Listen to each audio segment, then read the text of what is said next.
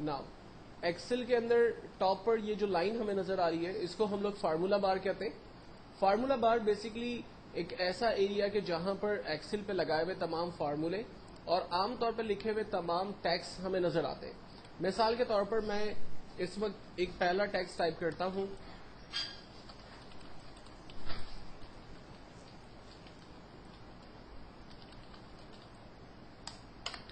جب میں نے اس سیل کے اوپر ٹیکسٹ ٹائپ کیا اور انٹر پریس کیا تو بائی ڈیفالٹ ایکسل میں کرسر ہمیشہ نیچے آتا ہے. اب ایرو کی پریس کرنے سے مجھے پتا چل رہا ہے کہ اس سیل پر کون سا ٹیکسٹ ٹائپ ہوا ہوگا. تو ایک پورا سینٹینس جو میں نے اس سیل کے اوپر ٹائپ کیا وہ ہمیں یہاں پر اس فارمولا بار کے اندر نظر آ رہا ہے. ایک چیز ہمیشہ کلیئر رکھنا کہ جس سیل کے اوپر آپ ٹیکسٹ ٹائپ کرتے ہو ایکچوئل میں ٹیکسٹ اسی سیل کی پراپرٹی ہوتی ہے. چونکہ سیل کی سائز چھوٹی ہے اس لیے جگہ نہ ہونے کی وجہ سے ریمیننگ ٹیکسٹ جو ہے وہ دوسرے سیل پر ہمیں نظر آ رہا ہے. لیکن ایکچوئل میں جب میں ان سیل کے اوپر موو کرتا ہوں تو آپ دیکھ سکتے ہیں کہ فارمولا بار میں کوئی بھی ٹیکسٹ نظر نہیں آ رہا.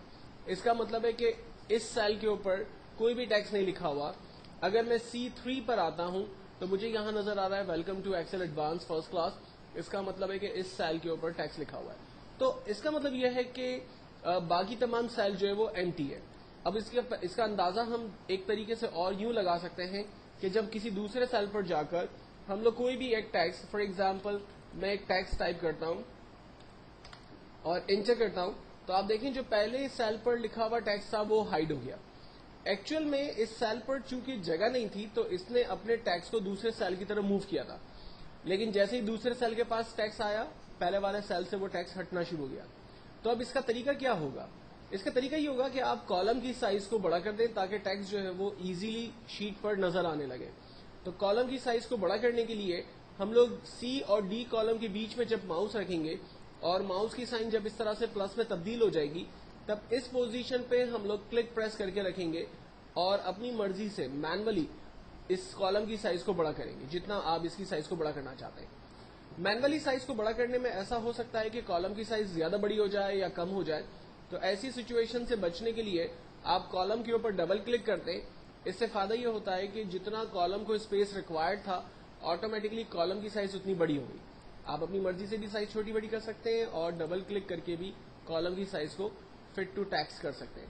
اور سیم چیز آپ را کے اوپر کر سکتے ہیں. اگر آپ را کی سائز کو بڑا کرنا چاہیں تو میں کالم نمبر 3 اور 4 کے بیچ میں ماؤس رکھتا ہوں. جب ماؤس کی سائن پلس میں تبدیل ہو گئی تب کلک کر کے اس کی سائز بڑی کر دیتا ہوں.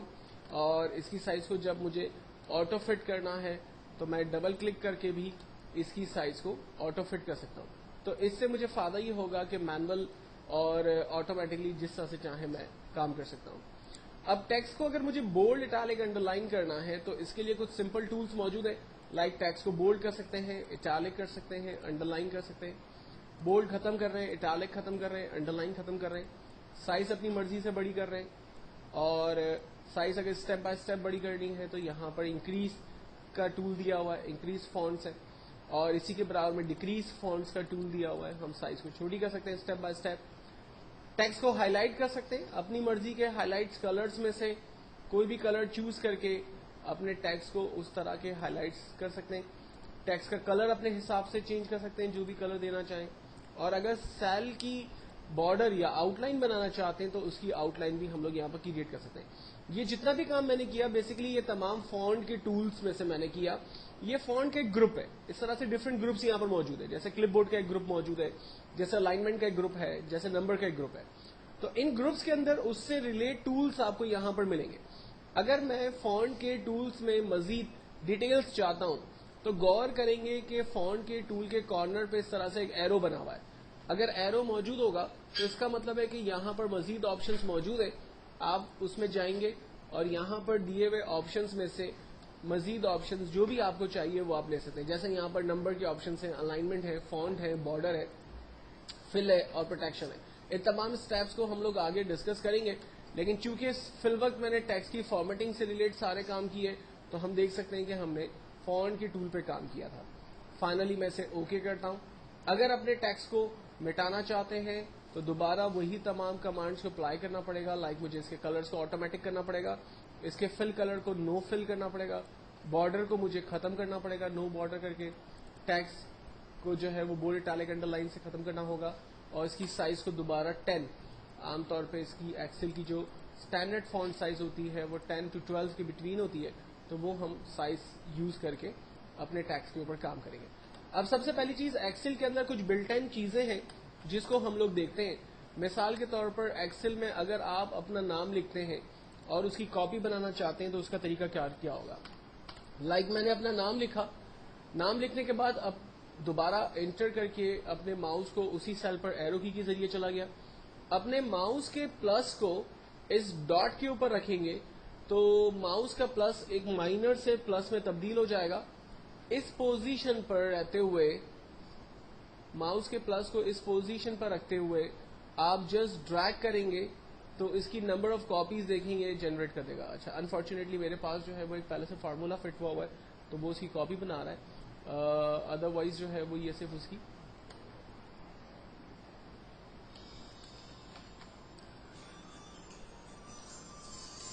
لائک میں نے ایک ٹیکسٹ ٹائپ کیا اور میں اس کی ڈپلیکیٹ کاپی جو ہے وہ ڈریگ کرتا ہوں.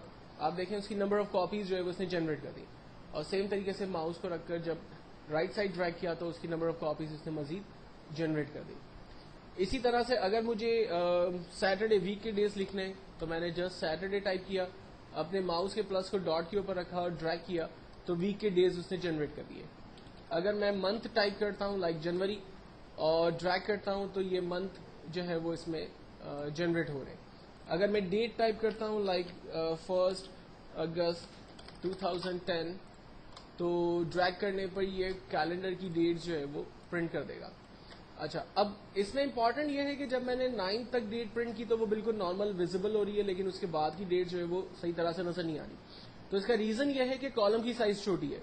تو ہم کالم کے اوپر ڈبل کلک کرتے ہیں اور فٹ ٹو ٹیکس ہو گیا، اور جو ریمیننگ ٹیکس ہمیں صحیح سے نظر نہیں آ رہے تھے وہ اب ٹیکس ہمیں نظر آ رہے ہیں. لاسٹ سیریل نمبر جنریٹ کرنے کے لیے ہم لوگ 1 پریس کرتے ہیں، اور 1 پریس کرنے کے بعد اپنے ماؤس کو اسی پہ رکھیں گے، کی بورڈ سے کنٹرول کا بٹن دبا کے رکھیں گے اور اپنے ماؤس کے پلس کو اس ڈاٹ کے اوپر رکھ کر ڈریگ کریں گے تو یہ سیریل نمبر دیکھیں اس نے جنریٹ کر دیے. اور سیریل نمبر آپ کہیں سے بھی شروع کر سکتے ہیں. مثال کے طور پر مجھے 51 سے سیریل نمبر شروع کرنا ہے تو میں نے فرسٹ نمبر 51 ٹائپ کیا، اپنے ماؤس کو اسی کے اوپر رکھا، کی بورڈ سے کنٹرول بٹن دبایا اور جسٹ ڈریگ کیا، اس نے سیریل نمبر جو ہے وہ جنریٹ کر دیے. اور اگر آپ کو رینڈم نمبر چاہیے، لائک میں چاہ رہا ہوں کہ مجھے 3 کا ٹیبل مل جائے، تو پھر آپ کو 2 نمبر ٹائپ کرنے ہوں گے. لائک پہلا نمبر 3، سیکنڈ نمبر 6، دونوں نمبر ٹائپ کیے. 3 کے بیچ میں ماؤس کو رکھ کر رینج بنائیں گے 6 تک کی، یعنی دونوں سیل کو رینج میں لے لیں گے. رینج میں لینے کے بعد بغیر کی بورڈ کے کنٹرول کے آپ اپنے ماؤس کے پلس کو اس ڈاٹ پہ رکھیں گے اور جرنلی اس کو ڈریگ کریں گے، یعنی نارمل طریقے سے اس کو ڈریگ کریں گے. یہاں آپ کو کی بورڈ کے کنٹرول کو دبانے کی ضرورت نہیں ہے. کی بورڈ کا کنٹرول صرف اسی صورت میں دبایا جاتا ہے کہ جہاں پر آپ کو سیریل نمبر کنٹینیوس آرڈر میں چاہیے ہوتے ہیں، لیکن جہاں آپ کو رینڈم نمبر چاہیے ہوں گے وہاں پر آپ 2 نمبر ٹائپ کر کے دونوں کی رینج بنا کر اس کو ڈریگ کریں گے تو آپ دیکھیں وہ ٹیبل یا رینڈم نمبرز جو ہے وہ آپ کے لیے خود ہی جنریٹ کر دے گا. تو یہ کچھ بیسکلی اور سمپل میتھڈس ہیں جس کی مدد لیتے ہوئے آپ ٹیکسٹ کو جو ہے وہ ایزیلی پرنٹ کر سکتے ہیں. اگر ان میں سے کسی بھی ٹیکسٹ کو رب کرنا ہے تو آپ رینج بناتے ہیں، کی بورڈ سے ڈیلیٹ کا بٹن دباتے ہیں، وہ ٹیکسٹ آپ کا رب ہو جاتا ہے، ایک طریقہ. دوسرا طریقہ، آپ کالم کی رینج بنائیں، ڈیلیٹ کا بٹن دبائیں، ٹیکسٹ رب ہو جائے گا. تیسرا طریقہ، آپ روز کی رینج بنائیے، ٹیکسٹ کو رب کریں.